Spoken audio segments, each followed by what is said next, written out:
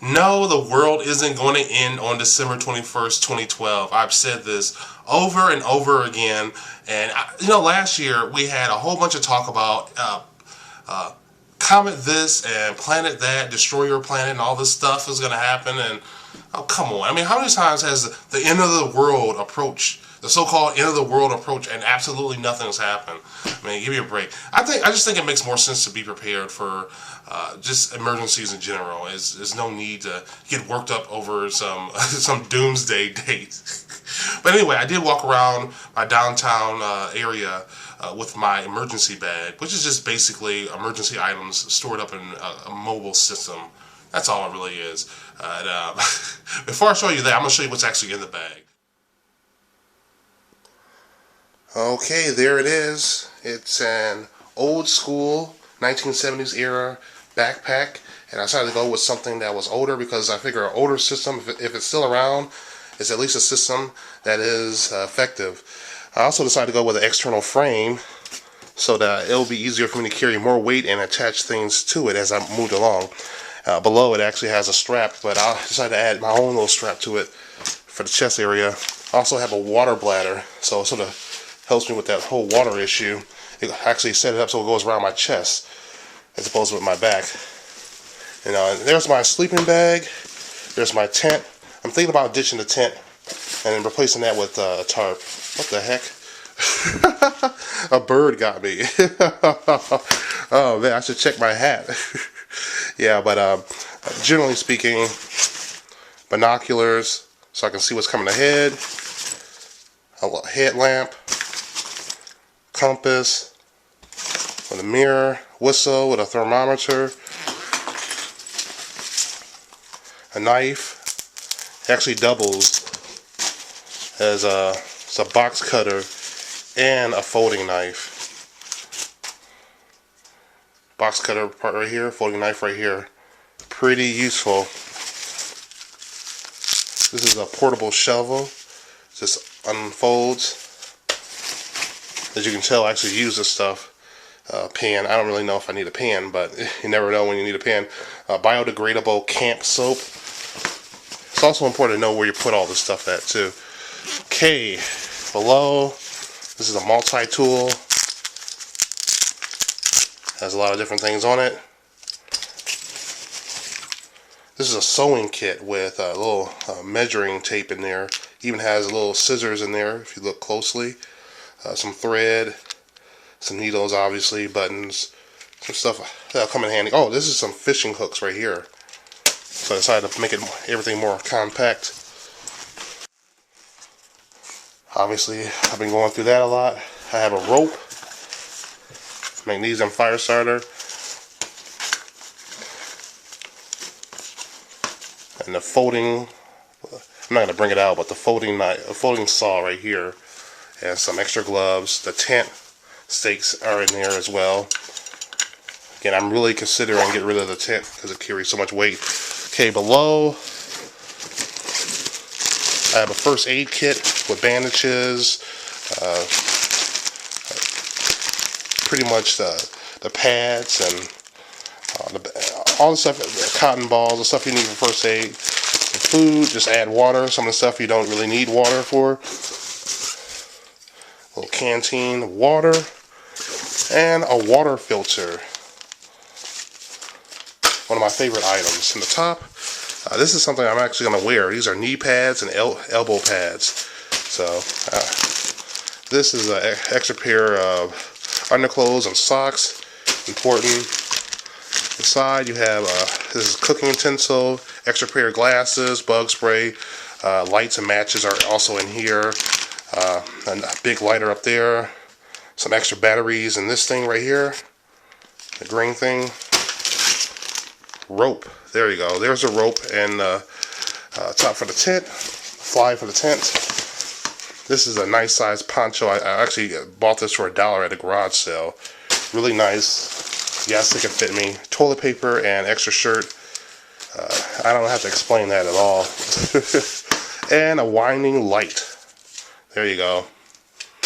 No external battery needed. So, why don't you guys take a look at me actually walking around with this bag. and see how it really works for me.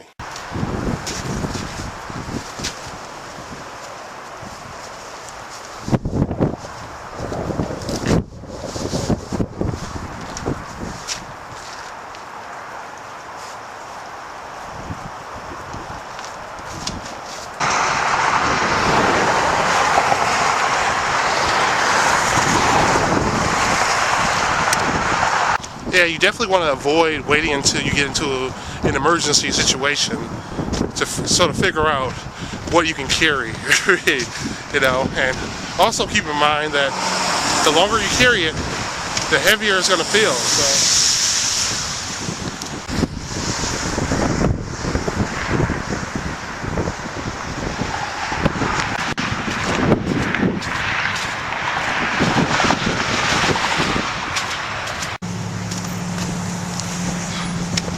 Yeah, a common question I get from people is, you know, do people ever stop and talk to you?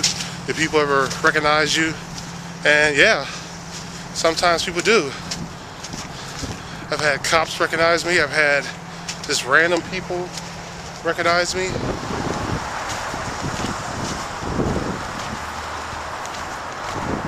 Here's American Red Cross right there.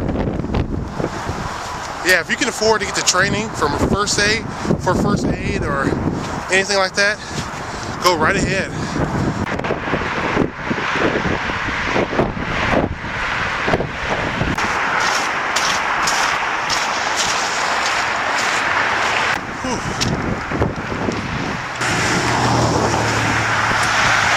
That's it.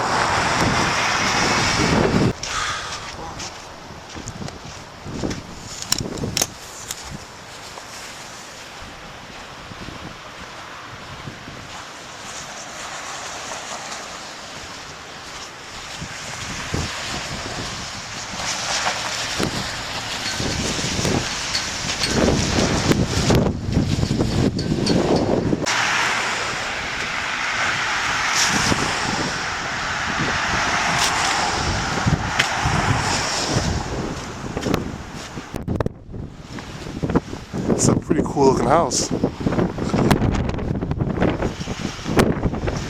Hey! That's a buddy of mine. Oh wow, that's a gorgeous house. Another gorgeous one. What the heck? I've always thought that was a double as a CIA substation or something. That's another nice looking building. There's a CIA substation. That's just playing.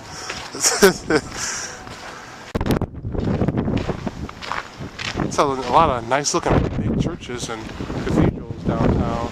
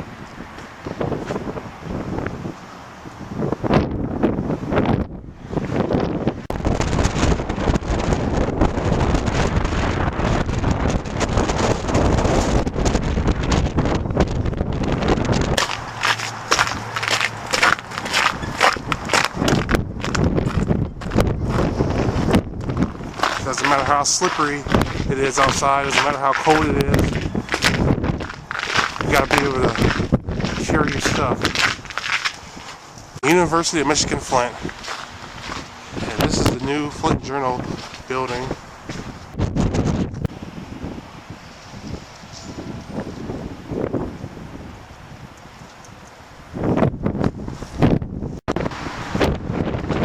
Yeah, speaking of nice houses.